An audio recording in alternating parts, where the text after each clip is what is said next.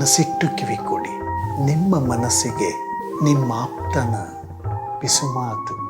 ಮನವೇ ನೀ ಅನಂತ ಆಕಾಶ. ತುಂಬ ಜನಕ್ಕೆ ಈ ವಸ್ತುಗಳನ್ನು ಕೊಳ್ಳುವಂತಹ ಗೀಳು ಬಹಳ ಇರ್ತದೆ. ಇದನ್ನ ಖರೀದಿಯ ವ್ಯಸನ ಅಥವಾ ಶಾಪಹಾಲಿಕ್ ಅಂತ ಹೇಳ್ತಾರೆ. ಸಾಮಾನ್ಯವಾಗಿ ಹೇಳ್ತಾರೆ, ಅವಳು ತುಂಬ ಶಾಪಿಂಗ್ನ ಇಷ್ಟಪಡ್ತಾಳೆ, ಅವನು ಶಾಪಿಂಗ್ ಅನ್ನೋದು ಒಂದು ಹ್ಯಾಬಿಟ್ಟು, ಅವನು ಎಲ್ಲವನ್ನು ಕೊಂಡ್ಕೊಳ್ತಾ ಇರ್ತಾನೆ, ಕಂಡಿದ್ದನ್ನೆಲ್ಲ ಕೊಳ್ತಾ ಇರ್ತಾರೆ. ಒಂದು ಪ್ರಶ್ನೆನ ಕೇಳ್ಕೊಬೇಕು ಅಂತಂದರೆ ಅದು ಹವ್ಯಾಸನ ಅಥವಾ ವ್ಯಸನನ? ಹವ್ಯಾಸ, ಇಟ್ಸ್ ಹಾಬಿ, ಕೊಳ್ಳುವುದು ಒಂದು ಹಾಬಿನ ಅಥವಾ ಗೀಳ, ವ್ಯಸನನ, ಅಡಿಕ್ಷನ್? ಶಾಪೋಹಾಲಿಕ್ ಅಂತಂದ್ರೆ ತುಂಬ ಪರ್ಚೇಸ್ ಮಾಡೋರು ಅಂತ ಅರ್ಥ ಅಲ್ಲ, ಆದರೆ ಕೊಳ್ಳುವುದನ್ನ ತಮ್ಮ ಭಾವನೆಗಳಿಗೆ ಔಷಧವಾಗಿ ಬಳಸುವವರು ಅಂತ. ಇದಕ್ಕೆ ಸೈಕಾಲಜಿಕಲ್ ಡೆಫಿನಿಷನ್ನ ನಾವು ತಿಳ್ಕೊಂಡ್ರೆ ಈ ಶಾಪೋಹಾಲಿಕ್ ಅಂತಂದ್ರೆ ಏನು ಅಂತ ಅರ್ಥ ಆಗುತ್ತೆ. ಒಂಥರ ಕಂಪಲ್ಸಿವ್ ಬೈಯಿಂಗ್ ಡಿಸಾರ್ಡರ್ ಇದು. ಅವ್ರಿಗೆ ಅದನ್ನ ಕೊಳ್ಳಿಲ್ಲ ಅಂದ್ರೆ ಆಗೋದೇ ಇಲ್ಲ. ಅವ್ರಿಗೆ ದೇ ಬಿಕಮ್ ರೆಸ್ಟ್ಲೆಸ್. ಅವ್ರಿಗೆ ಅದನ್ನ ಹಣ ಇದೆ ಇಲ್ಲ ಅಂತಲ್ಲ, ಹೆಂಗಾರು ಮಾಡಿ ಅದನ್ನ ಕೊಂಡ್ಕೊಂಡ್ಬಿಡ್ಬೇಕು. ಅದನ್ನ ನೋಡೋದನ್ನೆಲ್ಲ ನೋಡ್ಬಿಟ್ಟು ಅವರಿಗೆ ಆಸೆ ಪಡ್ತಾ ಹೋಗ್ತಾರೆ. ಇದರಲ್ಲಿ ಸಮಸ್ಯೆ ಅವ್ರಿಗೆ ಹಣದ್ದಲ್ಲ, ಇಂಪಲ್ಸ್ ಕಂಟ್ರೋಲ್ನಲ್ಲಿ ಅವ್ರಿಗಿರುವಂಥದ್ದು ಸಮಸ್ಯೆ. ವ್ಯಕ್ತಿಗೆ ಗೊತ್ತಿರತ್ತೆ, ಅವರಿಗೆ ನಿಜವಾಗಿಯೂ ಚೆನ್ನಾಗಿಯೇ ಗೊತ್ತಿರತ್ತೆ, ಈ ವಸ್ತು ನನಗೆ ಬೇಕಾಗಿಲ್ಲ, ಈ ವಸ್ತುವನ್ನು ನಾನು ಹೆಚ್ಚು ಉಪಯೋಗಿಸುವುದಿಲ್ಲ, ಇದನ್ನ ಕೊಂಡುಕೊಂಡಾದ್ಮೇಲೆ ಆಮೇಲೆ ನಾನೇ ರಿಗ್ರೆಟ್ ಮಾಡ್ತೀನಿ, ಪಶ್ಚಾತ್ತಾಪ ಮಾಡ್ತೀನಿ ಅಂತ ಅದನ್ನೂ ಕೂಡ ಗೊತ್ತಿರತ್ತೆ ಎಷ್ಟೋ ಸಲ. ಆದ್ರೂ ಕೂಡ ಅವರು ಖರೀದಿ ಮಾಡ್ತಾರೆ. ಇದು ಡಿಸೈರ್ ಅಲ್ಲ, ಇದು ಕಂಪಲ್ಷನ್. ಅವರಿಗೆ ಒತ್ತಡ ಉಂಟಾಗ್ತದೆ. ಈಗ ಕುಡಿಯೋರಿಗೆ ಗೊತ್ತಿರತ್ತಲ್ವ, ಇದು ಕುಡಿಯೋದ್ರಿಂದ ಅನಾಹುತ ಆಗತ್ತೆ. ಆಲ್ಕೋಹಾಲಿಕ್ಗಳಿಗೆ ಹೇಗಿರ್ತದೆ ಹಾಗೇನೆ ಇದು ಶಾಪೋಹಾಲಿಕ್ಗಳಿಗೆ ಅವ್ರಿಗೆ ಗೊತ್ತಿರತ್ತೆ ಇದು ಏನು ಪ್ರಯೋಜನಕ್ಕೆ ಬರಲ್ಲ.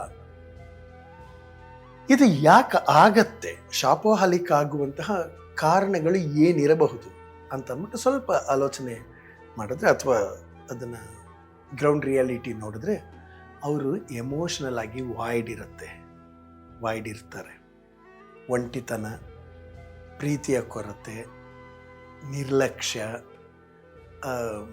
ಅವ್ರನ್ನ ಕಡೆಗಣಿಸ್ತಾ ಇದ್ದಾರೆ ಅಂತ ಅನಿಸೋದು, ಅಥವಾ ಬಾಲ್ಯದಲ್ಲಿ ಅನುಭವಿಸಿರುವಂತಹ ಖಾಲಿತನಗಳು, ಆಸೆಗಳು, ಇವೆಲ್ಲವನ್ನು ಎಮೋಷನಲ್ ಫಿಲ್ಲರ್ ಆಗಿ ಈಗ ಅನ್ನಿಸ್ತಾ ಇರ್ತದೆ. ಅದು ತಗೊಂಡಿದ ತಕ್ಷಣ ಡೊಪಮೈನ್ ರಿಲೀಸ್ ಆಗತ್ತಾ, ಖುಷಿ ಆಗುತ್ತೆ, ಆಗೊಂದು ಟೆಂಪರರಿ ಹ್ಯಾಪಿನೆಸ್ ಸಿಗತ್ತೆ. ಆದರೆ ಅದು ಕ್ಷಣಿಕ. ಎಷ್ಟೋ ಜನ ಬಾಲ್ಯದಲ್ಲಿ ಒಳ್ಳೆಯ ಬಟ್ಟೆಗಳನ್ನು ನಾವು ಹಾಕಿಲ್ಲ ಅನ್ನುವ ಕಾರಣಕ್ಕೆ ಈಗ ಅಗತ್ಯವಿಲ್ಲದೇ ಇದ್ದರೂ ಭಯಂಕರವಾದಂತಹ ಆಡಂಬರದ ಬಟ್ಟೆಗಳನ್ನ ಹಾಕೋದು ನೋಡಿರ್ತೀವಿ, ಕೊಳ್ಳೋದನ್ನು. ಇದು ಜೊತೆಗೆ ಲೋ ಎಸ್ಟೀಮ್, ನನಗೆ ಸಾಕಾಗಲ್ಲ, ಇದು ಸಾಲದು ಅನಿಸೋದು. ಹೊಸ ಬಟ್ಟೆ, ಹೊಸ ವಸ್ತು, ನಾನು ವರ್ತಾಗಿದ್ದೀನಿ ಅನ್ನುವ ಭ್ರಮೆ ಕೊಡ್ತಾ ಹೋಗುತ್ತೆ. ಇದು ಸೈಕಾಲಜಿನಲ್ಲಿ ಸೆಲ್ಫ್ ವರ್ತ್ ಕಾಂಪನ್ಸೇಷನ್ ಅಂತ ಹೇಳ್ತೀವಿ. ಮತ್ತೆ ಇನ್ನೊಂದ್ಸಲಿ ಸ್ಟ್ರೆಸ್ ಜಾಸ್ತಿ ಆದಾಗ, ಒತ್ತಡ, ಇದು ಆಂಗ್ಸೈಟಿ ಇದ್ದಾಗ ಮೆದುಳು ಶಾರ್ಟ್ ಕಟ್ ಹುಡುಕ್ತಾ ಇರ್ತದೆ. Shopping becomes stress coping mechanism ಆಗತ್ತೆ. ಒಂದು ಖುಷಿ ಸಿಗತ್ತಲ್ಲ ಕೊಂಡ್ಕೊಳ್ಬೇಕಾದ್ರೆ, ನಾನು ಆಯ್ದುಕೊಳ್ತೇನೆ, ಇದು ನನ್ನದಾಗತ್ತೆ, ಈ ಭಾವನೆಗಳು ಉಂಟಾಗ್ತಾ ಹೋಗತ್ತೆ. ಇನ್ನು ಮೇಲೆ ಇದು ನನ್ನ ಒಡೆತನದಲ್ಲಿರುತ್ತೆ. ಹೀಗೆ ದುಃಖವಾಗಿರೋರು ಬೈ ಮಾಡೋದು, ಕೋಪದಲ್ಲಿದ್ದಾಗ ಹೋಗಿ ಕೊಂಡ್ಕೊಳ್ಳೋದು, ಬೋರ್ ಆದಾಗ ಹೋಗಿ ಕೊಂಡ್ಕೊಳ್ಳೋದು, ಹೀಗೆ ಹಲವು ಕಾರಣಗಳಿಂದ ಕೊಂಡ್ಕೊಳ್ಳೋಕೆ ಶುರು ಮಾಡ್ತಾರೆ. ಆಮೇಲೆ ಇನ್ನು ಸೋಷಿಯಲ್ ಕಂಡೀಷನಿಂಗ್ ಬೇರೆ ಇರುತ್ತೆ. ಈ ಸೋಷಿಯಲ್ ಮೀಡಿಯಾದಲ್ಲೆಲ್ಲನೂ ಕೂಡ ಅದು ಆಕರ್ಷಕವಾಗಿ ಆ್ಯಡ್ಗಳಲ್ಲಿ ಮತ್ತು ಇವುಗಳೆಲ್ಲ ಇನ್ಫ್ಲೂಯೆನ್ಸ್ಗಳು ಮಾಡ್ತಾ ಇರ್ತದೆ. ಮೆಸೇಜ್ ಏನು ಕೊಡ್ತಾ ಇರ್ತವೆ ಅವುಗಳು ಆ್ಯಡ್ಗಳು ಅಂತಂದರೆ, ನೀನು ಇದನ್ನು ಹೊಂದಿದ್ರೆ ಕೂಲ್, ಇದನ್ನು ನೀನು ಹೊಂದಿದ್ರೆ ಪ್ರೆಸ್ಟೀಜಿಯಸ್, ಇದನ್ನು ನೀನು ಹೊಂದಿದ್ರೆ ಯು ಆರ್ ಚೆನ್ನಾಗಿ ಕಾಣಿಸ್ತೀಯ, ಏನೋ ಒಂದು. ಇದು ಕಂಪ್ಯಾರಿಸನ್ ಡ್ರೀವನ್ ಕನ್ಸಂಪ್ಷನ್ ಆಗಿ ಹೋಗುತ್ತೆ. ಆಮೇಲೆ ತುಂಬ ಜನಕ್ಕೆ ಮಕ್ಕಳಾಗಿದ್ದಾಗ ಲವ್ ಅಂತಂದರೆ ಗಿಫ್ಟ್ಗಳು ಕೊಡೋದು, ರಿವಾರ್ಡ್ ಅಂತಂದರೆ ಪರ್ಚೇಸಿಂಗ್ ಕರ್ಕೊಂಡು ಹೋಗೋದು, ಈ ಥರದ್ದೆಲ್ಲ ಆದಮೇಲೆ ಈ ಥರದ್ದೆಲ್ಲ ರೂಢಿ ಆಗ್ತಾ ಆಗ್ತಾ ಆಗ್ತಾ ಖುಷಿಯ ಎಮೋಷನ್ ಅಂದರೆ ಈಕ್ವಲ್ ಟು ಶಾಪಿಂಗ್. ಎಲ್ಲರೂ ಹೋಗಿ ಶಾಪಿಂಗ್ ಹೋಗ್ಬಿಟ್ಟು ಬರೋಣ ಅಂತ ಹೇಳ್ತಾರೆ. ಶಾಪಿಂಗ್ ಹೋಗೋಣ ಅಂತ ಅನ್ನೋದೇ ಒಂದು ಖುಷಿ ವಿಚಾರ ಅಂದ್ಕೊಂಡಿರ್ತಾರೆ. ಅಲ್ಲಿ ಅಗತ್ಯ ಇಲ್ಲ, simply just go for shopping and be happy, ಈ ಥರ ಆಗೋಗತ್ತೆ. ಪರಿಣಾಮಗಳು, ಕಾನ್ಸಿಕ್ವೆನ್ಸಸ್ಗಳು ಏನಾಗ್ತವೆ ಅಂತಂದರೆ, ಶಾಪೋಹಾಲಿಕ್ ಅನ್ನೋದು ಇನ್ನೋಸೆಂಟ್ ಆಗಿ ಕಾಣುತ್ತೆ, ಆದರೆ ಪರಿಣಾಮಗಳು ಬಹಳ ಗಂಭೀರವಾಗಿ ಇರ್ತದೆ. ಮೊಟ್ಟ ಮೊದಲನೇ ಪರಿಣಾಮವೇ ಫೈನಾನ್ಷಿಯಲ್ ಡ್ಯಾಮೇಜ್. ನಮ್ಮ ಆರ್ಥಿಕ ಶಿಸ್ತನ್ನು ಮುರಿತದೆ. ಕ್ರೆಡಿಟ್ ಕಾರ್ಡ್ ಇದ್ರಂತೂ ಅದರದ್ದು ಸಾಲದ ಹೊರೆ ಸಿಕ್ಕಾಕೊಳ್ತದೆ, ಹೆಚ್ಚಾಗ್ತಾ ಹೋಗುತ್ತೆ, ಭಾರ ಆಗ್ತದೆ. EMI ಟ್ರ್ಯಾಪಿಗೆ ಸಿಕ್ಕಾಕೊಳ್ತೀವಿ. ಸೇವಿಂಗ್ಸ್ ಬಂದ್ಬಿಟ್ಟು ಝೀರೋ ಆಗ್ತಾ ಹೋಗಬಹುದು. ಇನ್ನು ಗಿಲ್ಟ್, ಒಂಥರ ಶೇಮ್ ಸೈಕಲ್. ಮತ್ತೆ ಕೊಂಡ್ಕೊಳ್ಳೋದು ಸಂತೋಷಕ್ಕೋಸ್ಕರ, ಆಮೇಲೆ ಮತ್ತೆ ಬೇಜಾರು ಮಾಡ್ಕೊಳ್ಳೋದು, ಮತ್ತೆ ಬೇಜಾರಾಯಿತು ಅಂತ ಅಂದ್ಬಿಟ್ಟು ಮತ್ತೆ ಶಾಪಿಂಗ್ ಮಾಡೋದು. ಇದು ಒಂದು ಅಡಿಕ್ಷನ್ ಲೂಪ್ ಆಗಿ ಕೆಲಸ ಮಾಡ್ತಾ ಹೋಗ್ತದೆ. ಇನ್ನು ರಿಲೇಷನ್ಶಿಪ್ ಸ್ಟ್ರೈನ್ ಕೂಡ ಆಗತ್ತೆ. ನಾನು ಬಟ್ಟೆಗಳನ್ನ ಎಷ್ಟೊಂದು ತಗೊಳ್ತೀನಿ ಅಂತ ನನ್ನ ಹೆಂಡತಿ ಬೈಬಹುದು. ನನ್ನ ಹೆಂಡತಿಗೆ ಗೊತ್ತಾಗಬಾರ್ದು ಅಂತ ಹೇಳಿ ನಾನು ಮೆತ್ತಿಗೆ ಕದ್ದು ಮುಚ್ಚಿ ಬಟ್ಟೆಗಳನ್ನ ಕೊಂಡಿಟ್ಕೊಳ್ಬಹುದು. ಆಮೇಲೆ ನಮ್ಮ ಖರ್ಚುಗಳನ್ನು ಯಾವುದ್ರ ಮೇಲೆ ಮಾಡಿದ್ದೀವಿ ಅಂತ ಅಂದ್ಬಿಟ್ಟು ತೋರಿಸದೇ ಇರೋದು.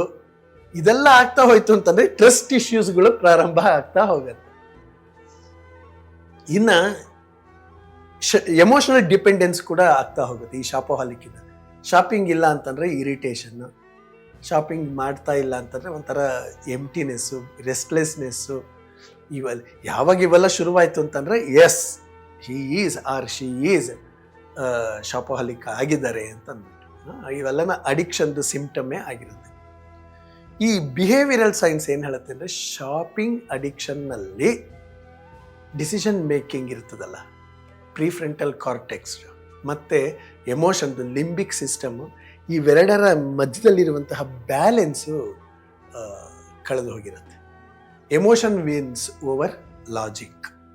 ಯಾವಾಗಲೂ ಅಷ್ಟೇ ನಮ್ಮ ಭಾವನೆಗಳೇ ನಮ್ಮ ವೈಚಾರಿಕತೆಯನ್ನು ಮೀರುವುದು. ಅದಕ್ಕೇ ಈಗ ಬೇಡ ಅನ್ನೋದು, ಇವಾಗ ಏನಕ್ಕೆ ಬೇಕು, ಇದೇನು ಅಗತ್ಯ ಇಲ್ಲ, ಇನ್ನೊಂದು ಸ್ವಲ್ಪ ತೊಗೊಂಡ್ರೆ ಆಯಿತು, ಇದು ವೈಚಾರಿಕ ವಿಚಾರ ಮಾಡೋವಂಥದ್ದು. ಈಗಲೇ ಬೇಕು ಅಂತ ಆಸೆ ಪಡೋದಿದೆಯಲ್ಲ, ಇದು ಎಮೋಷನ್. ಅದಕ್ಕೆ ಅದು ಗೆಲ್ಲತ್ತೆ, ಭಾವನೆಗಳು ಗೆಲ್ಲತ್ತೆ, ವೈಚಾರಿಕತೆ ಸೋಲತ್ತೆ. ಇದಕ್ಕೆ ಏನಾದ್ರು ಪರಿಹಾರ ಇದೆಯಾ? ರಿಕವರಿ ಪಾಸಿಬಲ್ ಇದೆಯಾ? ಹೌದು, ಸಂಪೂರ್ಣ ಸಾಧ್ಯ. ಅವೇರ್ನೆಸ್ ವಿತೌಟ್ ಶೇಮ್ ಮೊದಲನೇ ಹೆಜ್ಜೆ.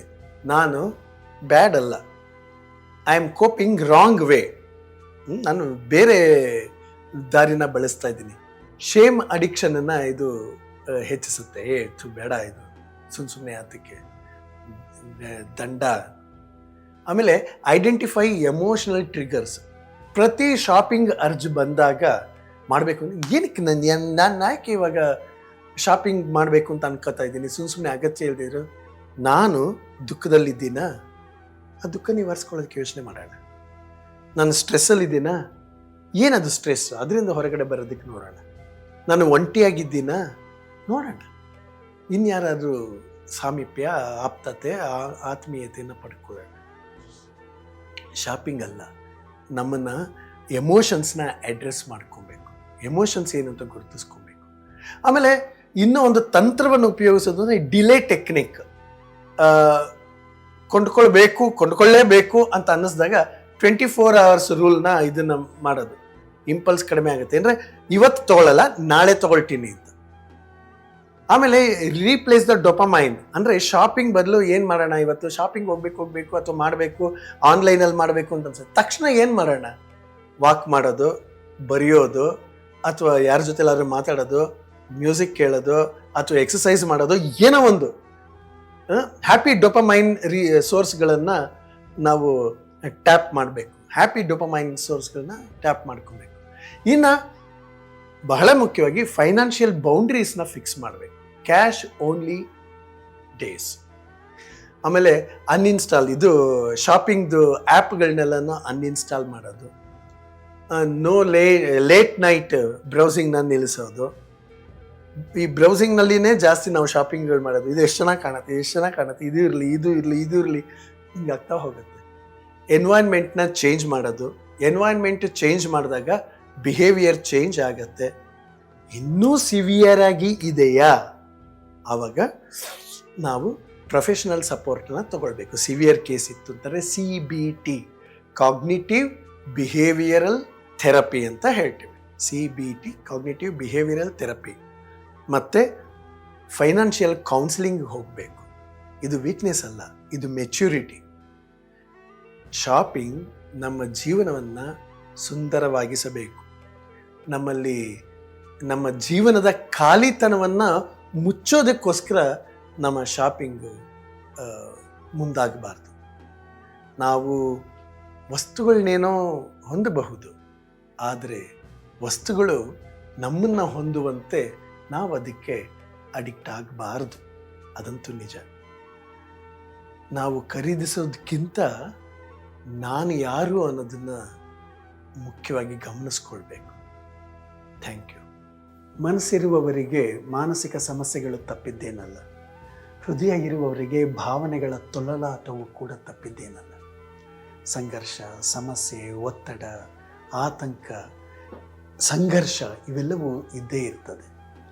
ನಿಮ್ಮಲ್ಲಿ ಯಾವುದೇ ಪ್ರಶ್ನೆಗಳಿದ್ದರೆ, ಸಂದೇಹಗಳಿದ್ದರೆ, ಸಮಸ್ಯೆಗಳಿದ್ದರೆ, ಹೇಳಿಕೊಳ್ಳಲಾಗದ, ಯಾರೊಂದಿಗೂ ಹೇಳಿಕೊಳ್ಳಲಾಗದಂತಹ ವಿಷಯಗಳು ನಿಮ್ಮನ್ನು ಕಾಡ್ತಾ ಇದ್ದರೆ ನೀವು ನಮ್ಮೊಂದಿಗೆ ಬಹಳ ಮುಕ್ತವಾಗಿ ಹಂಚ್ಕೊಳ್ಳಿ. ಹೀಗೆ ಹಂಚ್ಕೊಳ್ಳೋದ್ರಿಂದ ಏನಾಗ್ತದೆಯೋ, ಐಡೆಂಟಿಟಿ ರಿವೀಲ್ ಆಗಿ ಎಲ್ಲ ವಿಷಯಗಳು ಗೊತ್ತಾಗತ್ತೇನೋ ಅನ್ನುವಂತಹ ಭಯ ಬೇಡ. ನಿಮ್ಮ ಗೋಪ್ಯತೆಯನ್ನು ಕಾಪಾಡುವುದು, ನಿಮ್ಮ ಐಡೆಂಟಿಟಿಯನ್ನು ನಾವು ರಿವೀಲ್ ಮಾಡದೇ ಇರುವುದು ನಮ್ಮ ನೈತಿಕ ಹೊಣೆಗಾರಿಕೆ ಆಗಿರ್ತದೆ. ಹಾಗಾಗಿ ನೀವು ಈ ಕೆಳಕಂಡಂತಹ ನಂಬರ್ಗೆ ನೀವು ವಾಟ್ಸಪ್ ಮೆಸೇಜ್ ಮಾಡಬಹುದು ಅಥವಾ ವಾಯ್ಸ್ ನೋಟ್ ಕೂಡ ಕಳಿಸ್ಕೊಡ್ಬೋದು. ಯಾರಿಗೂ ಹೇಳಿಕೊಳ್ಳಲಾಗದಂತಹ ನಿಮ್ಮ ಸಮಸ್ಯೆಗಳನ್ನು ಹೇಳ್ಕೊಳ್ಳಿ. ನಿಮ್ಮ ಬಗ್ಗೆ ಆಗಲಿ, ನಿಮ್ಮ ಸಂಬಂಧಗಳ ಬಗ್ಗೆ ಆಗಲಿ, ಅಥವಾ ನಿಮ್ಮ ಮನೆಯವರ ಮಕ್ಕಳ ಬಗ್ಗೆ ಆಗಲಿ, ಯಾವುದಾದ್ರೂ ಸರಿಯೇ. ಇದಕ್ಕೆ ಒಂದು ಯಾವುದೋ ರೀತಿಯ ಒಂದು ಮಾರ್ಗೋಪಾಯ ಇರ್ತದೆ. ಸಾಧ್ಯವೇ ಇಲ್ಲ ಅಂತ ಅನ್ನುವಾಗ ಡೆಡ್ ಎಂಡ್ ಅಂತ ಏನು ಇರೋದಿಲ್ಲ, ಬೇರೆ ಕಿಟಕಿಗಳು ತೆಗೆದಿರ್ತವೆ. Thank you.